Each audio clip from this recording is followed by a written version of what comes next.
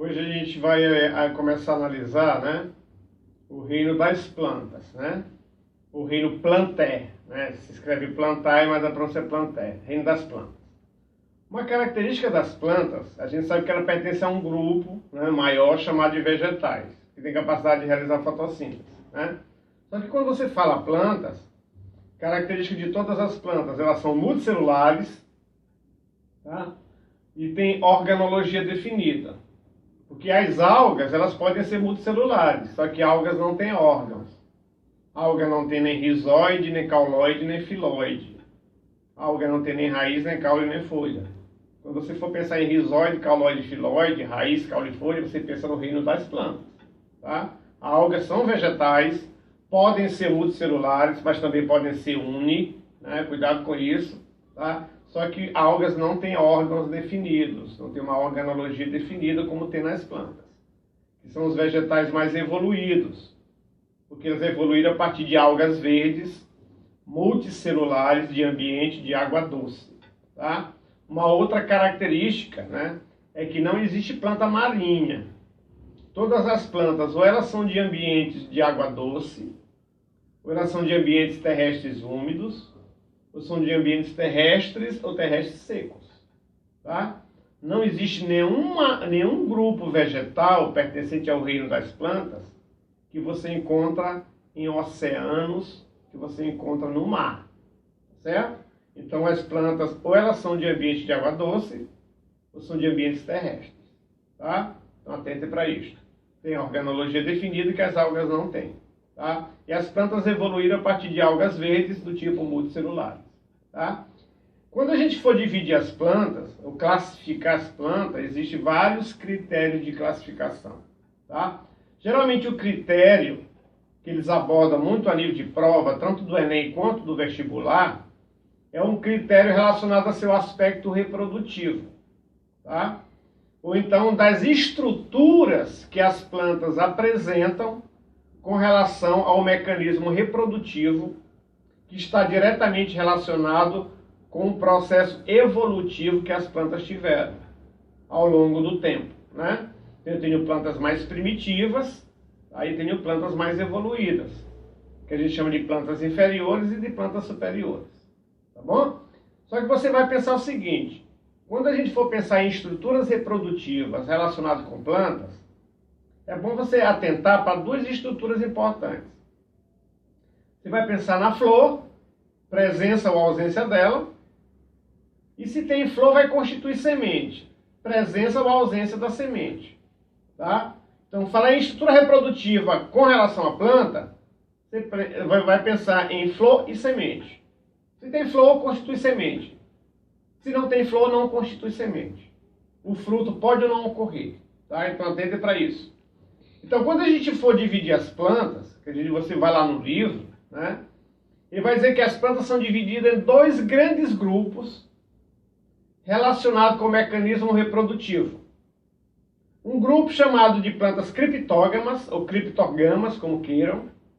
Tá? Eu prefiro criptógamas. Tá? E um outro grupo chamado de plantas fanerógamas. Então, qual é o critério para classificar uma planta como criptógama? Aí você pensa assim, ó. Elas são as plantas mais primitivas. Então, se elas são as plantas mais primitivas, é porque elas não apresentam aqueles dois órgãos que eu falei para vocês. Flor e semente. Então, como é que eu chamo as plantas destituídas de flor e semente? Criptógamas. Tá? Então, elas são as primeiras plantas a surgirem no planeta Terra. São as plantas mais primitivas. Não tem nem flor e nem semente como estrutura reprodutiva. Tá? E uma outra característica importante é que toda planta que não tem flor, ou que não tem semente, ela tem uma dependência da água para o seu aspecto reprodutivo, principalmente para a reprodução sexuada, que é pelo mecanismo chamado de fecundação. Tá? Então, se uma planta não tem flor, se uma planta não tem semente, é porque essas plantas necessitam da água para o seu mecanismo de fecundação. Aí você vai lá, dependendo do autor, eles chamam essas plantas, que são dependentes da água para fecundação, de plantas chamadas de embriófitas, que produzem embriões. Tá? Outra coisa, toda planta tem fecundação interna. Não existe nenhuma planta que tenha fecundação externa. Então, toda fecundação que ocorre em planta, tá? Que a gente chama de apomorfia ou apomorfismo da planta, tá? Vai ocorrer dentro do aparelho reprodutor feminino. Então, não existe nenhuma planta que tenha fecundação externa. A alga pode ter fecundação externa, mas planta não. A fecundação na planta ela é sempre interna. E ela pode ser dependente da água para que ocorra este mecanismo de fecundação. Aí tu chama essas plantas de embriófitas, porque produzem embriões, já que vai fecundar, tem que ter embrião. Tá? Chama de embriófitas do tipo acifonógamas. Tá? Quer dizer, que não forma tubo polínico. Por que não forma tubo polínico? Porque não tem flor. Porque o tubo polínico é formado a partir da estrutura da flor. Tá? Se não tem flor, não forma tubo polínico. Se não forma tubo polínico, tem uma dependência da água para fecundação. Então, se tem esta dependência da água para fecundação, tu chama essas plantas de embriófitas do tipo acifonógamas. Então, cuidado com estes termos técnicos. Luzão, que eu vi lá numa questão, ele fala que as plantas têm fecundação por acifonogamia. O que é uma fecundação por acifonogamia? É aquela fecundação que necessita da água para que o gameta masculino se una ao gameta feminino. Relembrando que a fecundação nas plantas ela é sempre interna. Tá certo? Então quer dizer que ela vai ocorrer sempre dentro do aparelho reprodutor feminino. Então, independente se ela é dependente ou independente da água para fecundação. Tá? Então não sei como é que eu chamo as plantas que dependem da água para a união dos gametas masculinos e femininos. Embriófitas do tipo acifonógamas. Quem são as embriófitas acifonógamas? São as plantas que não têm nem flor e nem semente. E como é que eu chamo as plantas que não têm flor e semente? Criptógamas. Tá certo? Aí você tem dois grandes grupos representativos dentro das criptógamas, ou dentro das embriófitas acifonógamas. Tu tem um grupo das briófitas, no qual o principal representante são os musgos, e tem um grupo das pteridófitas, né? Cujo principal representante são as samambaias. Quer dizer que existem outros representantes, assim como existem outros representantes das briófitas. A gente vai se atentar agora a musgos e samambaias, mas existem outros representantes que ele vai falar mais lá na frente. Tá? Então atentem para isso. Então falou briófitas e pteridófitas. Pertence aqui ao grupo de plantas, criptógamas. São plantas com flores ou sem flores? Sem flores. Constitui semente ou não? Não, porque não tem flor.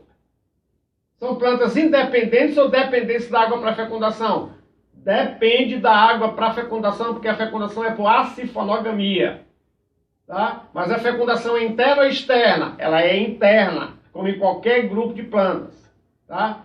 E envolve um mecanismo que a gente chama de apomorfia. Tá? Fecundação no alto da planta feminina. E essa fecundação ela é sempre interna. Tá? Se chama de apomorfia nas plantas. Tá? Então, quando se fala planta sem flores e sem sementes, só existem dois grupos. O grupo das briófitas e o grupo das pteridófitas. A gente vai falar de cada grupo desses isoladamente daqui a pouco. Tá? E tem um segundo grupo representativo das plantas, que a gente chama de plantas fanerógamas. Fanero quer dizer flor. Gamos quer dizer aparelho reprodutor. Ó, criptógamas. Gamos é aparelho reprodutor. Cripto quer dizer oculto. Aquilo que não é visível. Tá? Então, criptógamas tem um aparelho reprodutor oculto. Por que ele é oculto? Porque não é representado pela flor, que a flor é uma estrutura visível.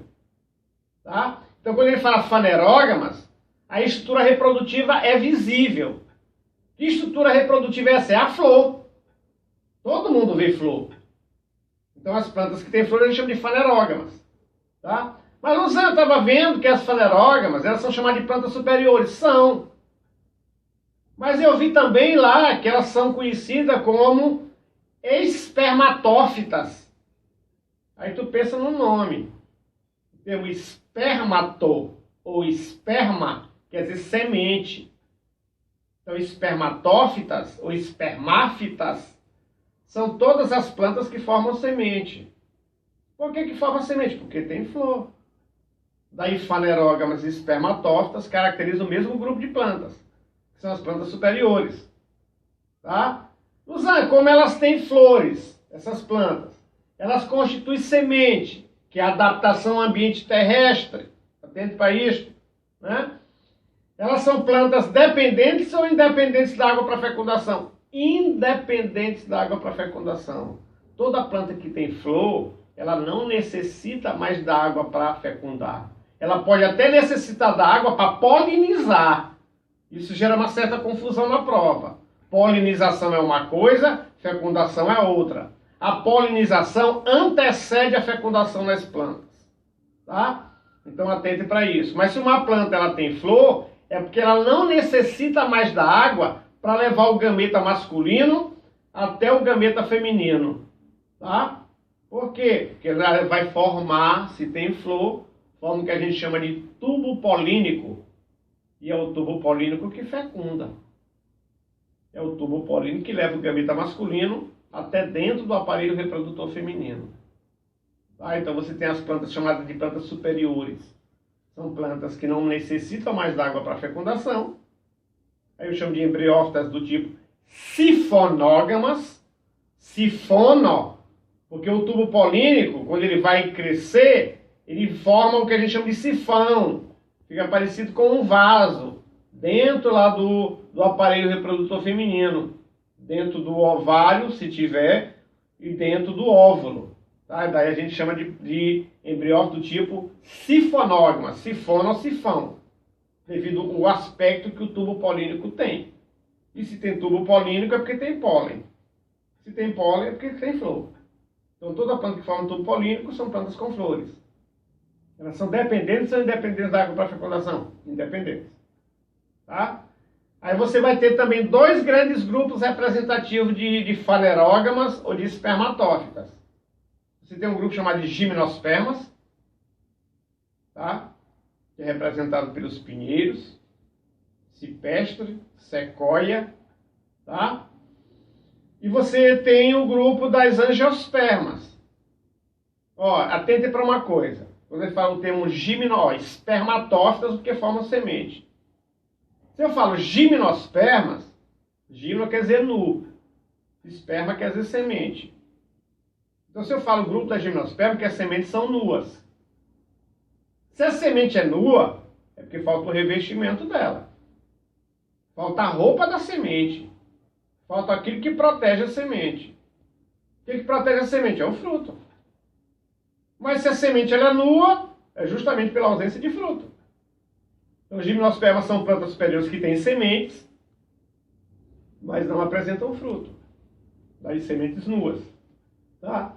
Aí você pensa como representantes, você tem cipestre, você tem sequoia, você tem o pinheiro. No Brasil, o representante maior é o pinheiro do Paraná, que é a Araucária angustifolia, conhecido como pinheiro do Paraná. Tá? Então, você tem um monte de representantes. Tem gimnospermas que se desenvolvem em ambiente terrestre e é nível desértico. Quer dizer, quando você fala de gimnosperma, a gente pensa em região de clima temperado, floresta boreal, né? Então, atente para isso. Mas existem gimnospermas que vivem em ambiente seco, né? E de alta temperatura, como as regiões desérticas. Tá bom? Uma característica é que elas não têm fruto, só têm semente. Mas como formam flores ou inflorescências, tá? Consequentemente constituem sementes. Tanto que a semente do pinheiro, tá? Ela recebe o nome de pinhão. E o pinhão é encontrado dentro da pinha, que representa a inflorescência feminina no pinheiro, que a gente chama de megaestróbio. Certo? Então atente para isso. Então no caso aí, né? Gimnosperma, tu pensa em pinheiros. Os principais representantes são os pinheiros. Pinheiro nórdico, né? Tem o cedro libanês, tá?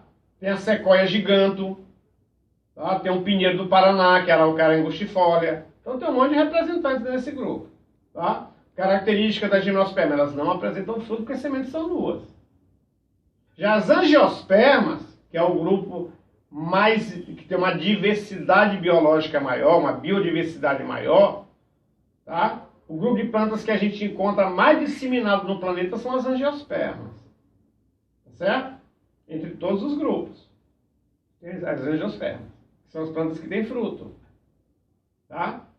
E o fruto, né, é decorrente de uma estrutura, que a gente vai falar quando falar do aspecto reprodutivo, né, tem a ver com o ovário. Se uma planta superior tem ovário, é porque ela forma fruto. Se uma planta superior não tem ovário, é porque ela não forma fruto. Então, o que diferencia uma gimnosperma de uma angiosperma é que a gimnosperma não tem ovário e a angiosperma tem. E o que vai dar origem ao fruto verdadeiro, apesar que existe estrutura chamada de pseudofrutos. Tá? Se ele é falso fruto, ele não tem origem no ovário. Tá? Agora, claro, se tem ovário, tu relaciona com o grupo das angiospermas. Tá bom?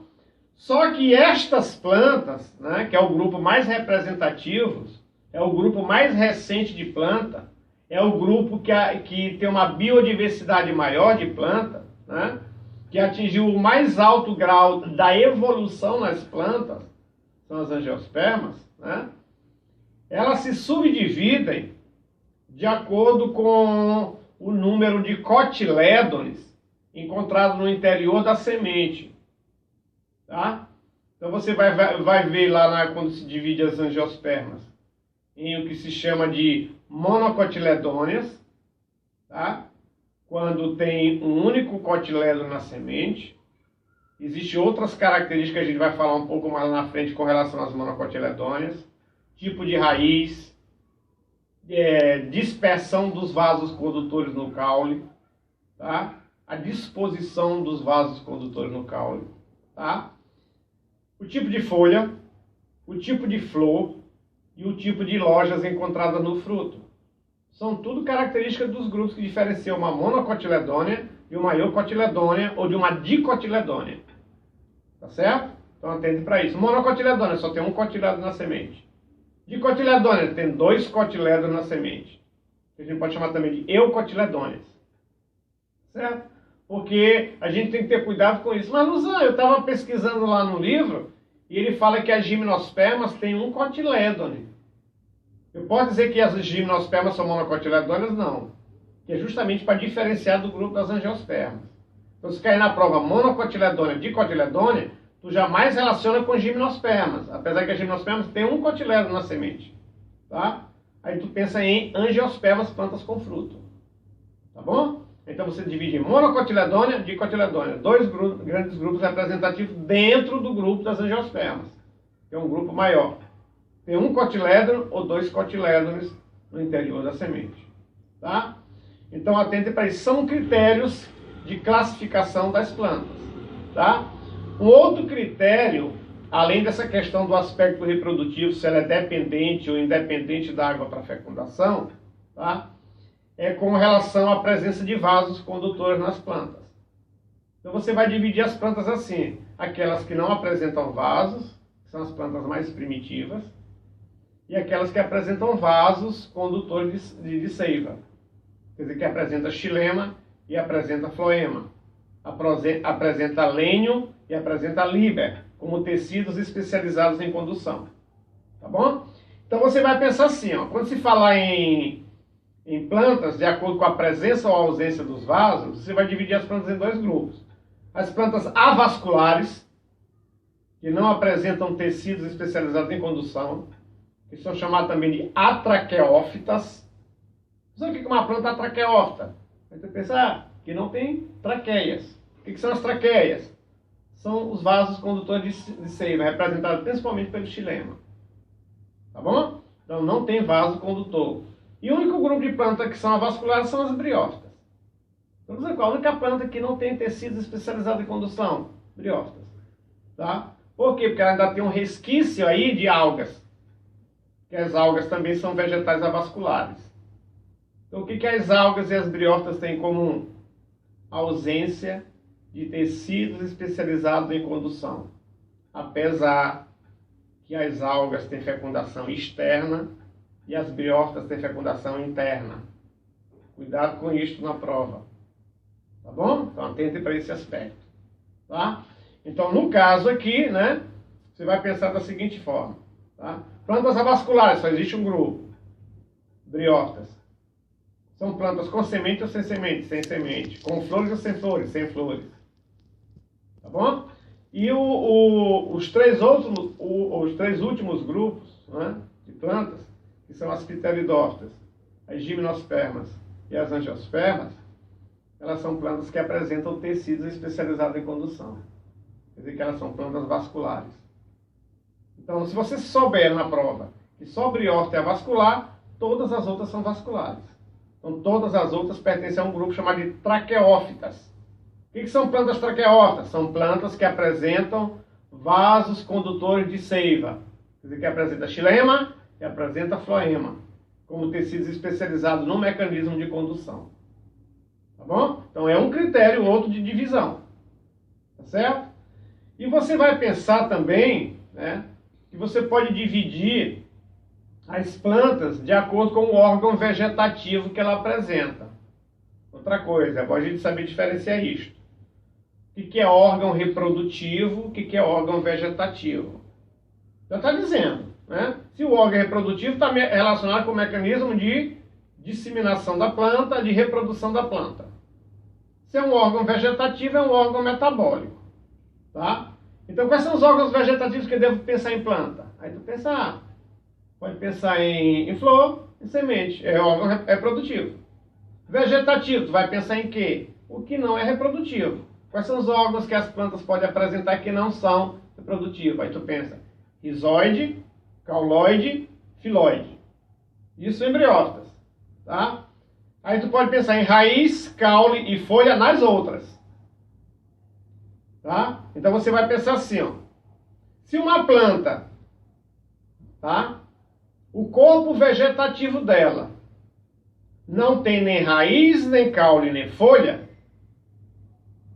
quer dizer que no lugar da raiz tem rizoide, no lugar do caule tem um cauloide, no lugar da folha tem um filóide, esse corpo é em forma de talo. Daí você chama essas plantas de talófitas. O que é uma planta talófita? É toda planta que não tem nem raiz, nem caule, nem folha. Qual o único grupo de plantas sem ser, né? Qual o único grupo de plantas que são talófitas? Além das algas, briófitas. Só que algas pertencem ao reino protoctista e briófita pertence ao reino plantae. Cuidado com isso também na prova. Tá bom? Então a única planta que é talófita são as briófitas. Por quê? Porque ela não tem nem raiz, nem caule, nem folha. E Luzem, se tiver raiz, caule e folha, como é que eu chamo essas plantas? Cormófitas. Cormo, quer dizer corpo vegetativo diferenciado em raiz, caule e folha. Então toda planta que tem raiz, caule e folha, eu chamo de cormófita. Se não tem raiz, caule e folha, eu chamo de talófita. Então as únicas talófitas são as briófitas.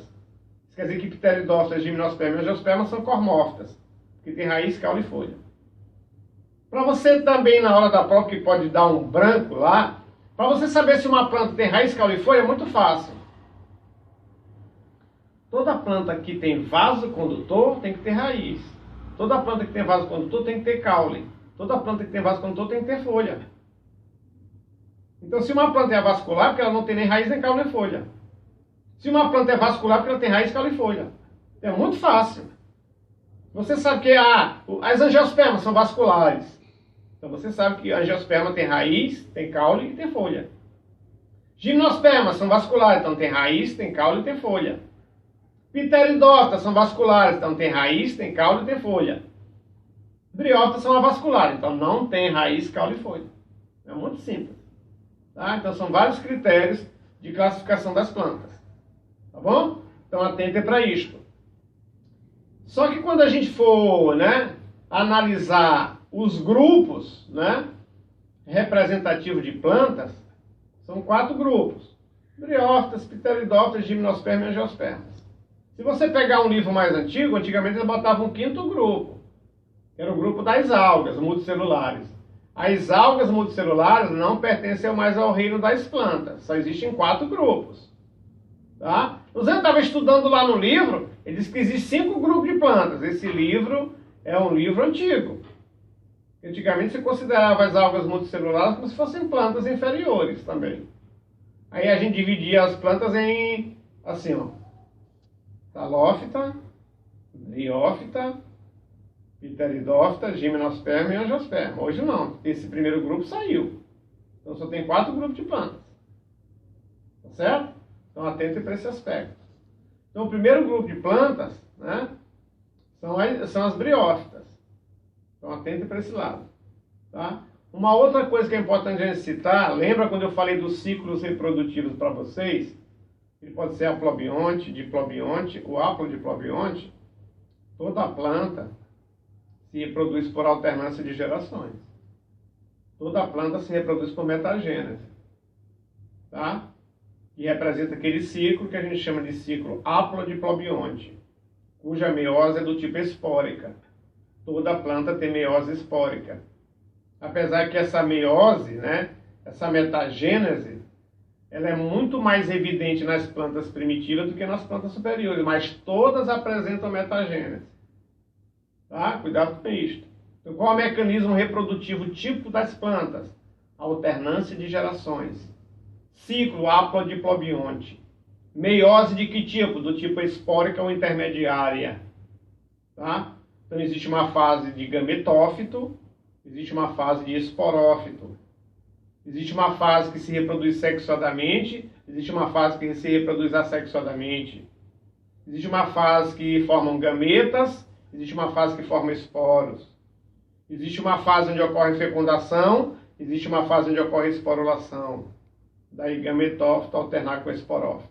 Isso é ciclo reprodutivo das plantas, metagênese. Tá? Então atente para essas características gerais com relação a esse grupo representativo, né? Porque a biodiversidade das plantas elas são muito grandes. Você tem um leque de plantas aí, né, dentro da biosfera. Ok? Desde os polos até a região tropical, a região equatorial. Tá? Então são plantas são altamente disseminadas no planeta. Então, você tem vários grupos representativos. Tá? Então vamos analisar o primeiro grupo, que é o grupo das briófitas. Já falamos de algumas características para vocês. Né? Briófitas são plantas avasculares, quer dizer que não tem tecidos especializados em condução. Daí o porte das briófitas serem pequenos. Tá? As briófitas podem atingir no máximo alguns centímetros de comprimento. Então sabe por que o porte das briófitas são pequenos? Porque não tem vaso condutor. E a gente tem que atentar para uma coisa. As briófitas são plantas que vivem em ambiente terrestre úmidos, aquáticos úmidos, né? Por quê? Porque ainda tem uma necessidade da água para o seu aspecto reprodutivo. E como elas não apresentam tecidos especializados em condução, ela não pode atingir um porte grande, porque não vai ter pressão osmótica suficiente para levar água do rizóide até o filóide. Então toda planta vascular que vive em ambiente terrestre, tá? Ela tem que ter um porte diminuto, ela tem que ter um porte pequeno, justamente pela ausência de vasos condutores de seiva. Tá? Tem certas situações que eles colocam na prova pra gente. Mandaram um astronauta da Terra para um planeta X. Chegou nesse planeta X, o astronauta encontrou musgo, que é o representante das briófitas, do tamanho de coqueiro. O que o musgo de lá tem evolutivamente com relação ao musgo daqui? Aí tu pensa, o daqui pequenininho, de lá, tamanho de uma árvore. É porque o musgo desse planeta X tem tecidos especializados em condução, por isso atinge tamanho arbóreo, porte grande. Porque se não tem tecido especializado em condução, o porte tem que ser o menor possível, pela questão da osmose. Já que quando eu falo plantas avasculares, o transporte de água é feito de célula a célula, por comunicações paráclinas, tá? De célula a célula. Entende para isso. E se passa água de célula a célula, só pode ser por osmose. Já os sais minerais, passa de uma célula para outra por difusão simples. Tá? Então você vai lá no livro e diz assim, as plantas avasculares transportam água como? De célula a célula por osmose e por difusão. Já que não tem tecidos especializados no mecanismo de condução. Tá? Então, características das briófitas. Tá? São avasculares, têm porte pequeno, o transporte de água é feito e sais minerais por osmose e por difusão. Tá? Não tem raiz caulifolha, quer dizer, são talófitas. Só que tem uma característica que você vai encontrar também nas pteridófitas. É a dependência da água para o mecanismo de reprodução. Então são plantas que necessitam da água para se reproduzir. Que a gente chama de embriófitas, as sifonóridas. Tá? Então quem são criptógamas avasculares? Briófitas. Tá certo? Então atentem para isso. Então que eles fazem uma relação assim, ó, com relação às briófitas. São considerados como os anfíbios do reino vegetal. Por quê? Porque tem uma dependência da água para o mecanismo de fecundação. Quais são os animais mais evoluídos que necessitam da água para fecundação? O anfíbio. A partir dos répteis não tem mais essa dependência. Só que o animal mais evoluído que vai necessitar da água para se reproduzir são os anfíbios. A gente considera as briófitas como os anfíbios do reino das plantas, ou do reino vegetal. Tá certo? Porque necessita da água para fecundação. Uma característica importante das briófitas, né? Você tem três grandes grupos representativos. Você tem um grupo das mucíneas, que é representado pelos musgos. Aí tem um representante que cai muito em prova, que a gente chama de turfa ou turfeiras. Tá? Não confundam turfa com trufa. Trufa são fungos, né, comestíveis. E a turfa é um tipo de musgo, que é muito utilizado na Europa, né, para usar como carvão vegetal. Tá? Para retenção de água no solo, porque o musgo retém água. Então, se você tem um solo muito seco, e você planta o musgo e começa a molhar, ele começa a fazer a retenção de água naquele solo. Tá? Aí tu tem um grupo das briófitas chamado de mucíneas. Tá? Além das mucíneas, você tem as hepáticas, tá? Ou hepatocerotas, né? Que você vai lá no livro, você vai ver um tal de hepatocerotas. O que é isso? Família das hepáticas. Que ela tem um aspecto do fígado humano. Tá? Então atente para isso. São musgos hepáticas. Tá? E tem, no caso, os antocerotas, que é representado pelos antóceros. Que muitas das vezes se confunde com musgo. Os musgos que surgem no Alpes. São os antóceros que surgem nos Alpes, não são os musgos. Tá? Mas é do mesmo grupo. Que grupo é esse? Grupo das briófitas. São plantas como avasculares, pequeno porte, sem a organologia definida e com dependência da água para fecundação. Ok? Reprodução das briófitas, atentem para isto. Metagênese, alternância de gerações, ciclo haplodeplobionte. Tá? Só que você tem que atentar para uma coisa. Nas briófitas, a fase duradoura, ela é sempre a fase de gametófito. Tá? E a fase transitória, ou efêmera, é a fase de esporófito. Então quem vive maior numa briófita é o gametófito ou esporófito? É o gametófito, que representa a fase duradoura. Tá? Então você pensa assim, ó. Sempre a planta que tem os órgãos vegetativos representa a fase duradoura. Então você vai observar lá aqui nos musgos, o gametófito é que tem rizóide, cauloide e filóide. Se é o gametófito que tem rizóide, cauloide e filóide, que são os órgãos vegetativos, é porque este é o vegetal duradouro. Tá certo? Então atente para isso. E a gente tem que pensar o seguinte, os musgos, que é o principal representante das briófitas, são plantas díclinas, ou são plantas dioicas, quer dizer que têm sexos separados. Existe um gametófito masculino, existe um gametófito feminino. Tá? Então elas são plantas dioicas, apresentam, né? E apresentam também dimorfismo sexual, porque a planta masculina sempre é maior do que a planta feminina.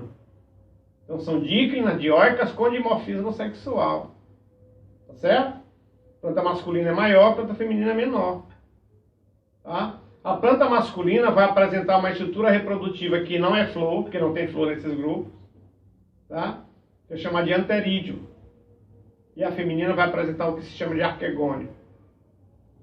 O anterídeo vai produzir o anterozoide, que não é espermatozoide. Planta não tem espermatozoide. Gameta feminino em plantas que necessitam da água para fecundação são chamados de anterozoides. E o feminino são chamados de oosfera. Não é óvulo, apesar que tem planta que tem óvulo. Mas o óvulo em planta não representa o gameta feminino. Representa uma outra estrutura que a gente vai ver isso lá na frente. Tá bom? Então atente para isto. Então quando você for pensar, né? No caso das briófitas, tem um gametófito masculino que contém anterídeo, que vai produzir anterozoide. Tem um gametófito feminino que tem arquegônio, que vai produzir osfera. Tá? Como é que o anterozoide sai do anterídeo e vai para o arquegônio? Levado pela água. Gotículas de água batem, né? Onde os musgos se desenvolvem. Tanto que você vai encontrar musgo aonde? Numa pedra, por exemplo, embaixo de uma cachoeira. Você vai encontrar musgo onde tem uma umidade muito grande. Onde a água está sendo borrifada todo o tempo naquele ambiente. Para que a água bata no anterídeo e lance o anterozoide até o arquegônio. Para que ele possa cair dentro do arquegônio, como ele é uma célula flagelada, biflagelada, né? Vai nadar dentro do arquegônio, que a fecundação é interna, até se encontrar com a osfera. Quando se encontra com a osfera, fecunda. Aí forma o zigoto ou embrião. E esse embrião vai se desenvolver em cima do gametófito feminino e vai formar o esporófito. Esse esporófito tem um pé, tem uma haste e tem uma cápsula. E essa cápsula tem uma tampa chamada de calíptra. Tá certo? Então atente para o seguinte, gametófito vai produzir gametas, anterozoides e osferas. Esporófito, que surge em cima do gametófito feminino, vai produzir esporos. Só que esse esporófito é dividido em pé, haste e cápsula. E a caliptra, que é a tampa da cápsula. Tá? Só que o esporófito ele é diploide. E o gametófito é haploide. Que é um ciclo haplodiplobionte. Alusão, eu vi lá no livro, mas não entendi bem direito isso. Onde é que o esporófito surge nas briófitas? Em cima do gametófito feminino. E é dependente dele para tudo. Porque quem nutre o esporófito é o gametófito feminino. Tanto que tem algumas questões que dizem que o esporófito ele parasita o gametófito feminino, porque ele tira nutriente dele. Já que o esporófito nos musgos ele não tem capacidade de realizar fotossíntese. É uma planta aclorofilada. E o gametófito é clorofilado. Então por isso que diz que retira do clorofilado que ele necessita para se nutrir.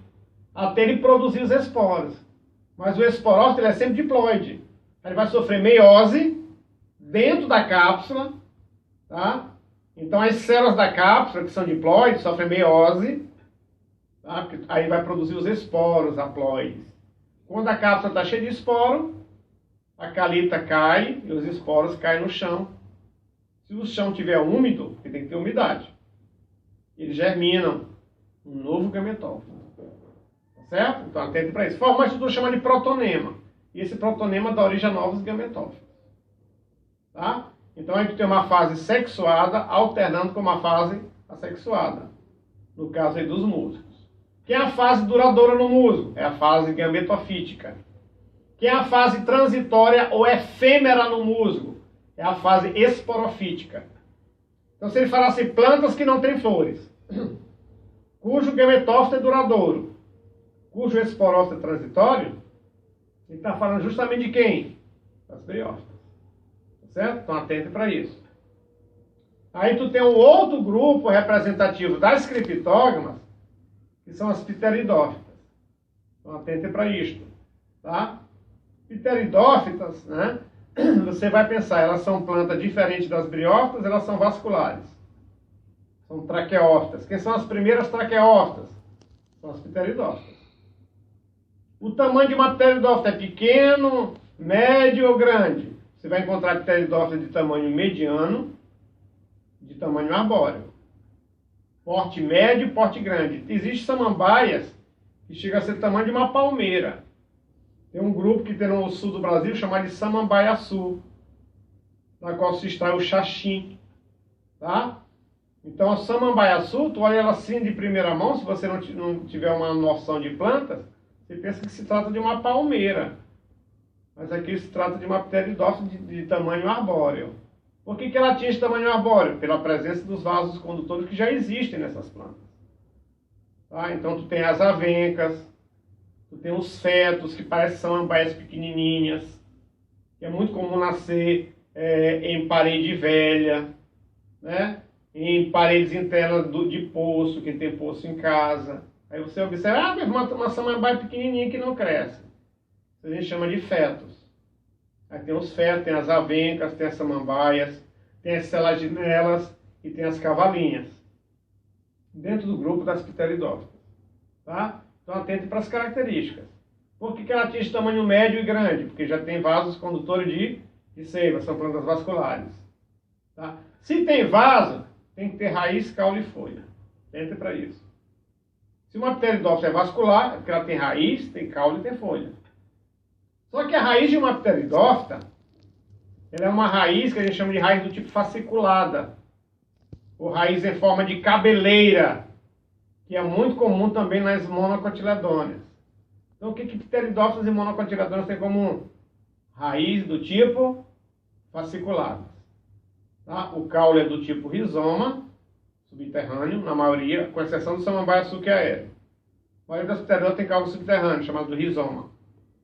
E folhas do tipo compostas. Tá? Na próxima a gente dá sequência a algumas características aí relacionadas às pteridófitas. Tá bom?